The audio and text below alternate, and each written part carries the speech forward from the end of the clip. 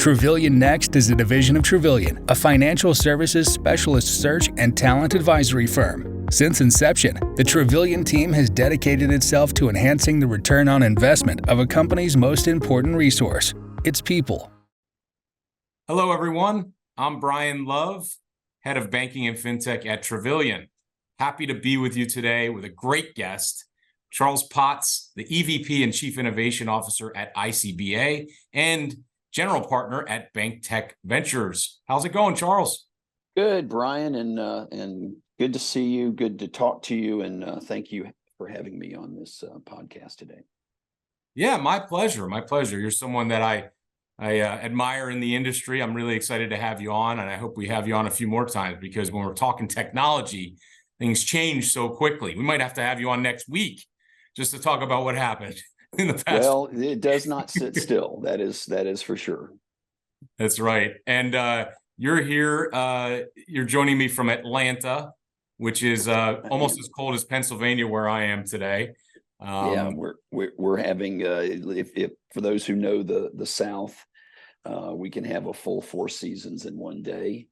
And particularly in and around Atlanta, where we're located, we could have 12 to 14 seasons a year. So I think we finished our 3rd fake summer, going into our 2nd fake fall. And we're not real sure. 30 degrees one day and 70 the next, and that's just Atlanta. But happy to be here and happy to chat with you today. Yeah, and I'm happy I pinned you down because I know you've been on the road and there's been so much going on. Conference season was in full swing, and hopefully you get a chance to hang tight. But I've titled today's webinar, How Tech Shapes Talent Strategy.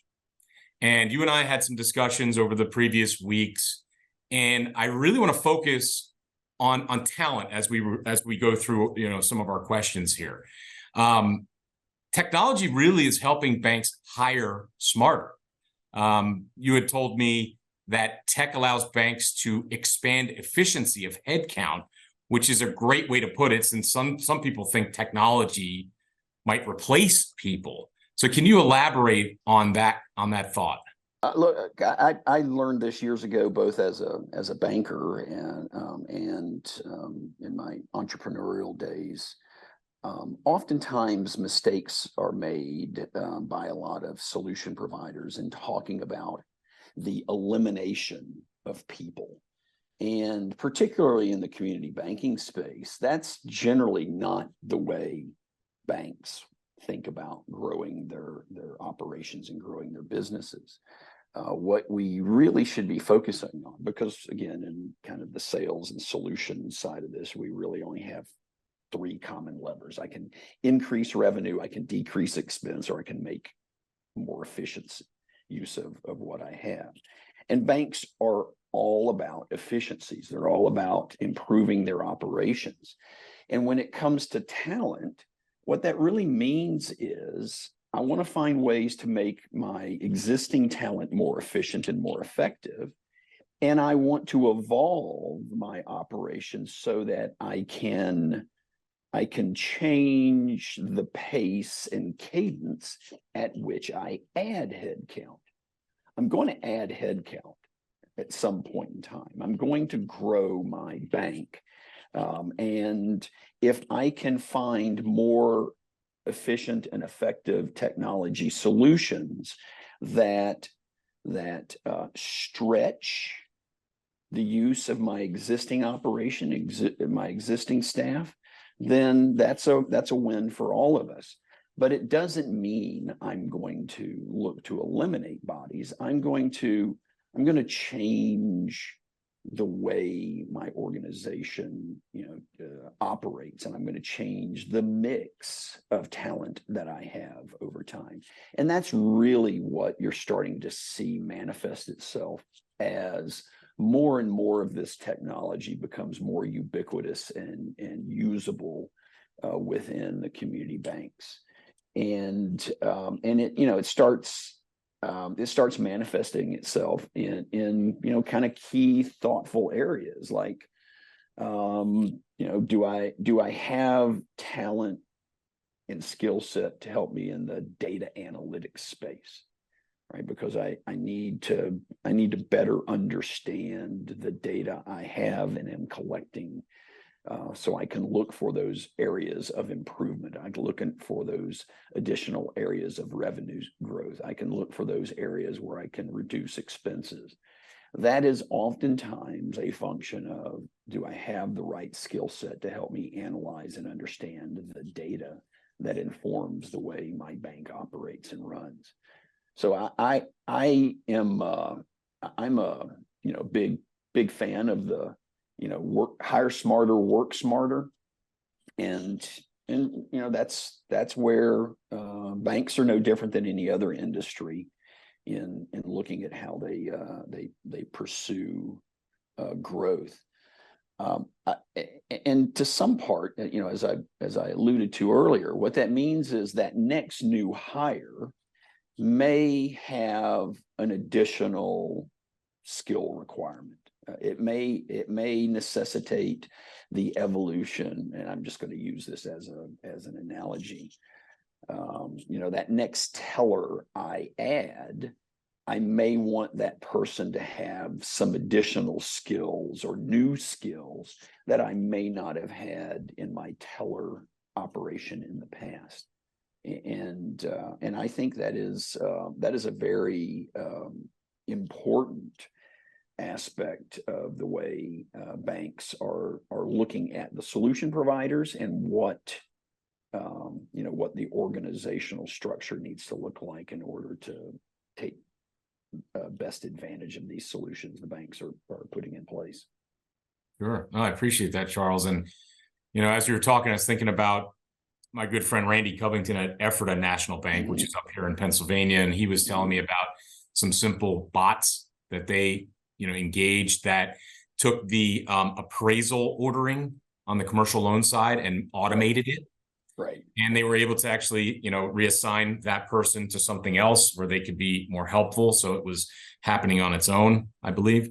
Yeah. And we did an article actually many years ago now of Five Star Bank in New York and how they had automated some nuisance tasks within accounting that had freed up people to do a lot more work. So for a simple bank, let me expand upon that. In every industry where you have what I'll just categorize as business development or sales, right? Mm-hmm. One of the big promises that has been achieved of a lot of the automation and a lot of the technology is that your sales process can handle more volume.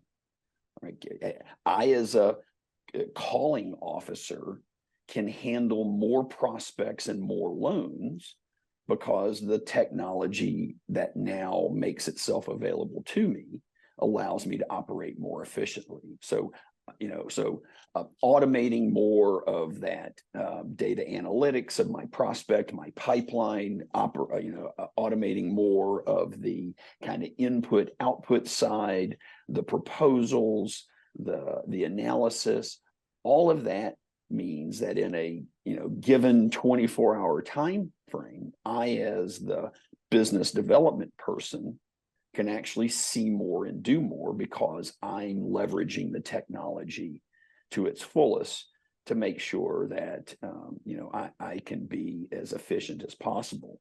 And PPP was a great eye-opening example of this for banks of all sizes, right? We had a limited window of time through which we needed to get those loan applications processed and into, the SBA's E-Tran system. And the first, the first step that most banks who weren't SBA lenders beforehand took was just brute force manual labor. We just piled everybody into the offices that we could and gave everybody an E-Tran sign in and sat in front of a computer and logged in and just pounded away trying to get that stuff done. While that was happening, a lot of people were looking at things like RPAs, robotic process automation, machine learning applications that they could then in concert deploy to make that manual, intense, redundant labor more efficient by letting it programmatically do a lot of that data entry and data input.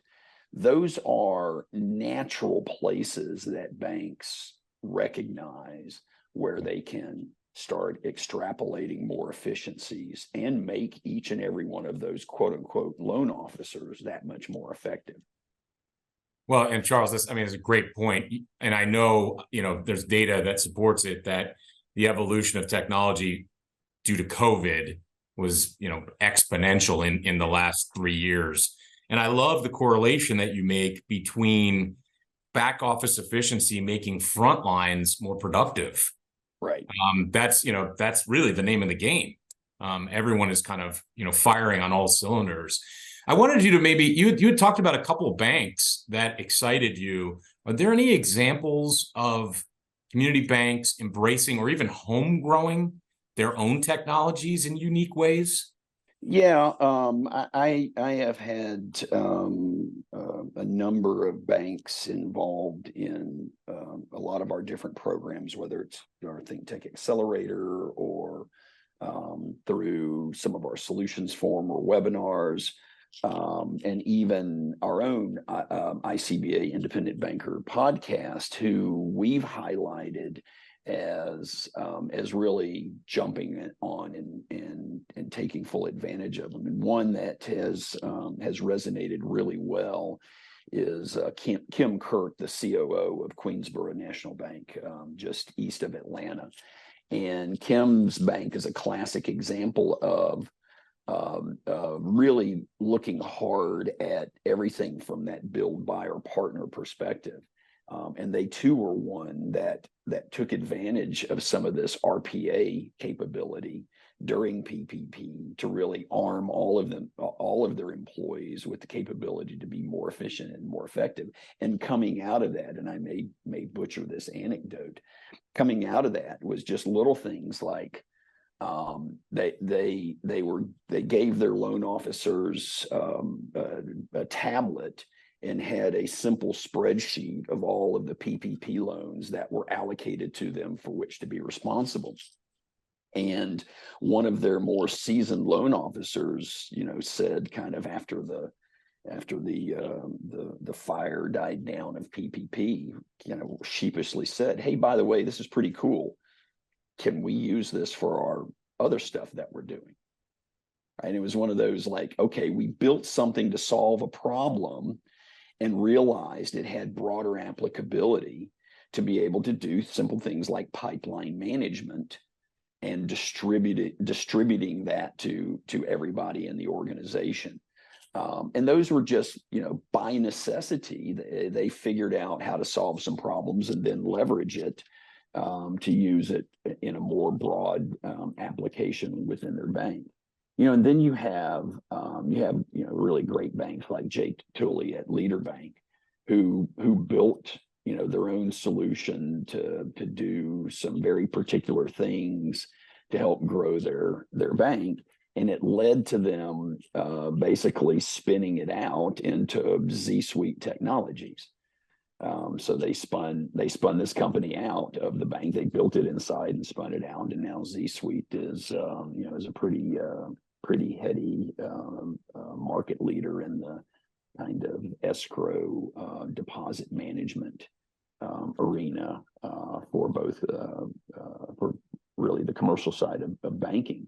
And that's where, by necessity, they saw an opportunity to build something to support their bank, and then saw that it had greater marketability. And we actually were very blessed to bring that company into our Think Tech Accelerator as one of the cohort companies, and have enjoyed working with Nathan and that team at Z Suite.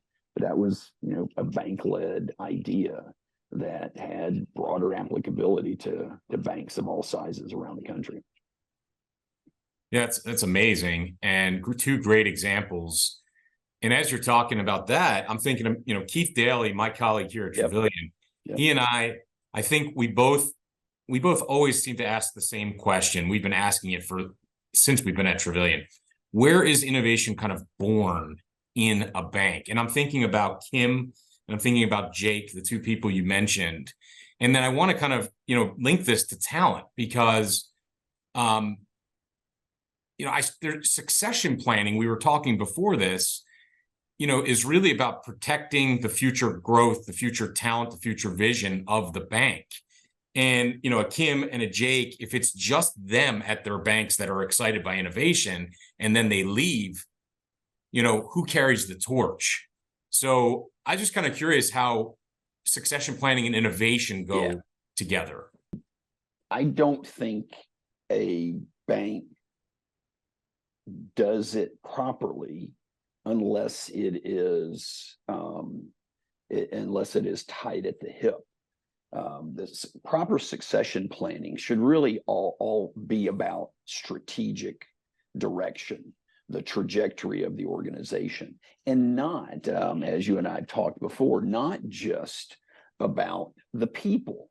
It should be about all things strategic, whether it's people or the product roadmap or new lines of business, how you are creating the succession of where the bank's going and who's in charge, who's driving the proverbial bus.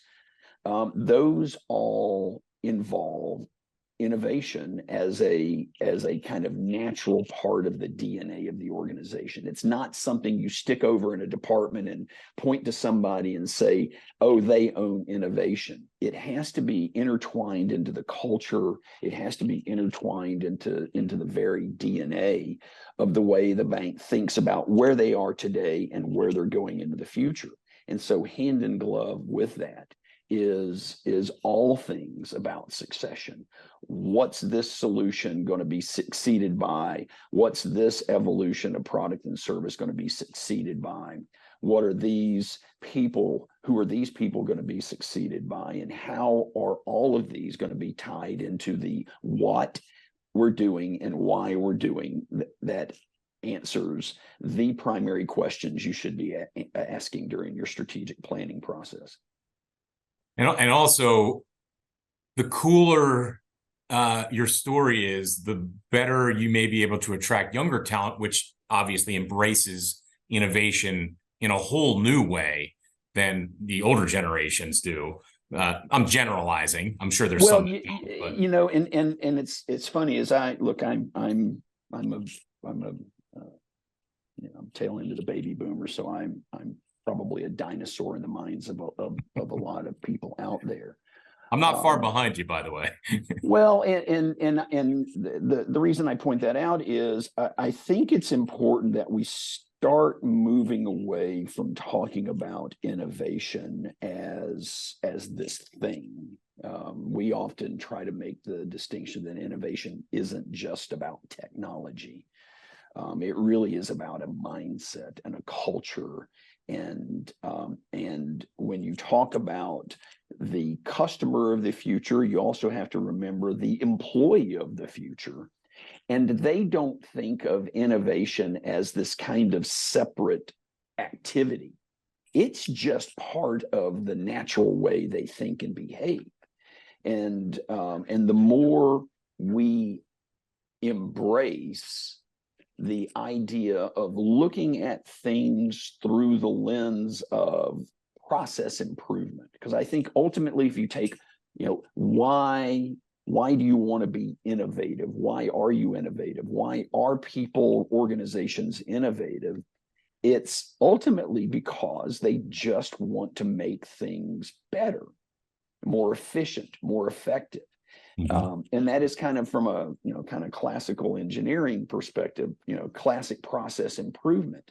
So when you as a bank are thinking about your total strategic plan, where succession planning is part of that, where your strategic initiatives are going, and you think about the people who you're going to have to have in your bank to help manifest all of this, we have to recognize that they walk in asking the question almost in real time, How do I do this easier? Why is there friction? Why are there barriers? Why are there obstacles?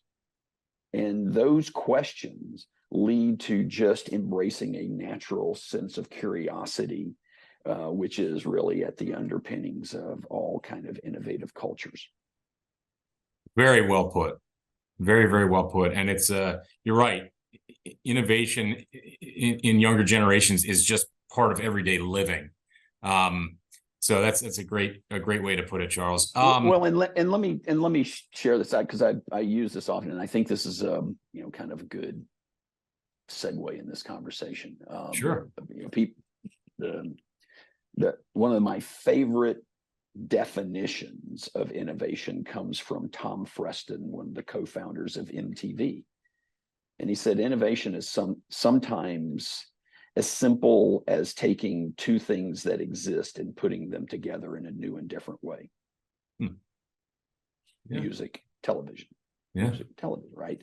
And what that ultimately should create in the mindset of a lot of people, and hopefully people listening to this, is, can I look around my bank and see what I'm doing today and combine, consolidate, reorganize practices and solutions and operations in a new and different way and create a better outcome? Yeah. Also very, very well put. Yeah. Music player and phone. Exactly. Right? The two things. Well, and it's changed the world. And people MTV not so much, but the iPhone. Well, it had such promise initially, and then we had to go have road rules and all those other goofy stuff. My gosh, there was oh, it was so much simpler then. But so let's take kind of the neobanks. What did they do?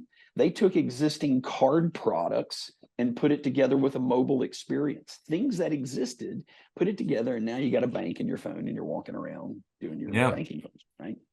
Well, a segue from that, I actually went and saw my family. We went and saw the Back to the Future musical. That movie was back in the MTV days. And Dave Yankowski took his family to see the Back to the Future musical. And I remember in Back to the Future 2, there were flying cars, and it was 2016. Okay, now it's 2023. Yeah, what happened? Where's my flying car, Brian? Yeah, we're not even close. I think there's some beta versions of them out there, but they're never going to be approved for decades to come. So let's go, full Carmack here. Hopefully Autumn Herring, my producer, can put the thing on my head, on her head, and put crystal balls in front of us. What will banks be hiring for in the future? So look, the future is here and now, and at the top of the list is all things data. As I said earlier, the underpinnings really of a lot of this evolution and that banks are experiencing is data, is driven around data. We are blessed with an amazing amount of data that exists in banks and in the banking system, but having people who can look at it through a different lens, tie that view and analysis to the strategic direction the bank is pursuing, and find that path, find that roadmap from which we're going to extract elements of that data and undertake some new decisions and some new activities. It is key to everything that we see happening now and in the future in banking. So data analysts, kind of classic quants out there, we're seeing more and more bankers of all shapes and sizes embrace kind of that new skill set around data analytics, and that becomes foundational into how banks are going to be using all of these other things coming at them, like artificial intelligence tools, right? The fuel, the food by which AI exists is the data, the information it has available to analyze. And this is kind of a classic programmer engineers acronym, GIGO, right? Garbage in, garbage out. The best AI solutions in the world are going to be a byproduct of having good data sets by which to perform the functions they're designed to perform. And so I think I know, because we're seeing it in the university systems, some of the universities that have banking programs, fintech programs, both in the undergraduate and the graduate level, are expanding the data analytics side of those curricula, and bankers, again, like Kim Kirk at Queensborough, are hiring people with data analytics skills to help them, and that also goes to bear on all the other things that we've been talking about. How do I look at improving what I'm doing in the back office? How do I look at improving the efficiency of any one employee, like a calling officer? How do I make my teller line more efficient? It starts with data. It starts with, what are we doing? How are we doing it? Why are we doing it? And let's dig into data, and let's find the trends and underpinnings and the key elements that are going to help us solve these challenges and opportunities going forward. Another great response. Data, you're right. I mean, banks have thousands and thousands of lines of data on every customer. And we've seen an uptick in CFO search, and the CFO position is changing because, again, financial data, being, looking at tomorrow rather than, the past. But here's a bonus question. I was thinking of this as you were responding. The path to the CEO has almost always been a lender, a chief lending officer, or maybe a chief operating officer into the CEO seat. Is it possible that a chief technology officer or a chief data officer or a chief operations officer might be that next path to the CEO? Oh, it's highly likely, and I won't name some names, but there are definitely trends happening there, and lots of bankers you and I both know, yep, who frankly, I love them to death, but they're quants, man. I mean, they are deep into the data. A lot of them come out of the kind of analytics world. They may have been the CFO, but they may have been, really kind of focused on risk analysis or the investment side. And all of that is heavy data orientation. And I just think the better somebody sitting in a C-suite is at not just analyzing the data, but consciously and proactively searching for ways to acquire and analyze data that governs and drives many aspects of their bank. I think the more successful they're going to be. And look, I'm not discounting a lot of the great chief lending officers and CFOs and people and COOs who run banks, because intrinsically and intuitively, they've all been good at understanding data and trends relative to their respective roles and background. What they're now challenged by is just volume, and speed and precision. And that's where better data analytics tools, better strategy, going back to the way we started this conversation, is going to allow all of them to operate more efficiently and more effectively. Yeah. And I agree. I think leaders are going to come from very unique places over the next few decades. Well, Charles, we're out of time. And I really, really appreciate you being with me here on Travillian Next today. I can't wait to get you back on here and we can do some more prognosticating. but Yeah. you're full of amazing insight, and really appreciate what you're doing for our industry. Well, Brian, I appreciate you giving me this opportunity. I appreciate what Travillian's doing as well, and I'm happy to help, and love spending time talking with you about these things. And you're right. By the time we talk again next time, who knows between now and then how many different twists and turns this stuff is going to take. So it's good to stay on top of it. And again, I appreciate you guys being there with us as well. Yeah, maybe by then I'll take my flying car to Atlanta and come visit. All right. Yeah, come visit. Come on down. All right. Thanks, Charles. All right. Appreciate it.